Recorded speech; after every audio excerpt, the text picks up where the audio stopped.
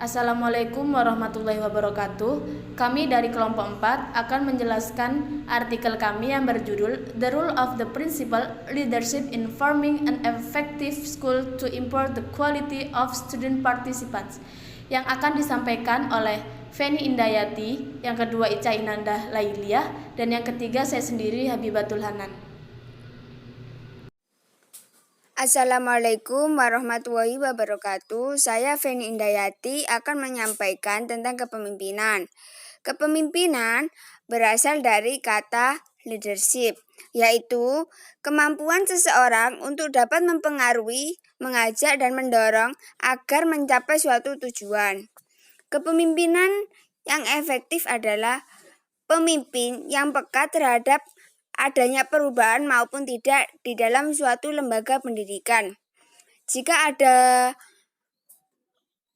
masalah, maka sebagai pemimpin harus mengambil langkah yang tepat untuk menyelesaikan masalah tersebut. Adapun peran kepala sekolah. Yang pertama, peran kepala sekolah sebagai edukator. Yang kedua, peran kepala sekolah sebagai manajer. Yang ketiga, peran kepala sekolah sebagai administrator.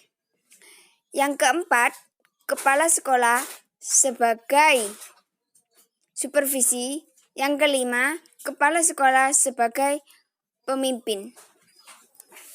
Saya, pemateri kedua, Ica Inandah Lailiah, mau menjelaskan tentang sekolah efektif. Dalam membentuk sekolah efektif, kepemimpinan dan manajemen merupakan hal yang sangat penting karena keduanya adalah faktor untuk mencapai atau tidaknya suatu tujuan.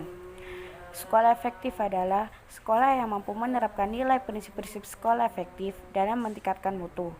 Dan untuk menjadi sekolah yang efektif, maka diperlukan kepala sekolah dan guru yang efektif. Karena jika ada guru tetapi tidak ada kepala sekolah, maka dalam suatu lembaga pendidikan sulit untuk mencapai tujuan. Begitupun dengan sebaliknya. Menjadi kepala sekolah adalah hal yang tidak mudah. Maka dari itu, seorang kepala sekolah harus mempunyai gaya kepemimpinan yang sesuai dengan bawahannya. Seorang pemimpin mempunyai peran yang sangat penting dalam peningkatan mutu dan kualitas. Peran dan tugas kepala sekolah adalah sebagai edukator, manajer, administrator, supervisor, leader, inovator, dan motivator. Di sini saya juga menjelaskan tentang adanya fungsi manajemen. Yang pertama, yakni sebagai perencanaan atau planning. Yang kedua, organizing atau pengorganisasian. Yang ketiga, penggerakkan atau actuating. Yang keempat, kepemimpinan atau leading. Yang kelima, controlling atau pengendalian atau pengawasan. Yang lebih jelasnya sudah dipaparkan dalam makalah kami. Materi selanjutnya akan dijelaskan oleh rekan kami. Assalamualaikum warahmatullahi wabarakatuh. Saya Habibatul Hanan akan meneruskan dari Mananda, yakni kualitas peserta didik. Salah satu kunci tercapainya sekolah dalam sebuah tujuan terdapat pada kebijakan kepala sekolah. Dalam sebuah proses sangat diperlukan faktor kepemimpinan dalam meningkatkan kualitas peserta didik. Ciri perilaku kepemimpinan agar dapat berlangsungnya sekolah yang efektif yaitu 1. Memiliki visi, percaya diri, mampu mengkomunikasikan ide, menjadi teladan, melalui idealisme, memiliki kemampuan untuk mempengaruhi dan menghargai perbedaan. Kemudian, dalam tanggung jawab kepala sekolah itu terdapat 2 bagian, yakni yang pertama tanggung jawab secara internal, yang kedua yakni tanggung jawab secara eksternal. Yang dimaksud dengan tanggung jawab secara internal yang meliputi segala hal yang berkaitan dengan urusan di dalam sekolah.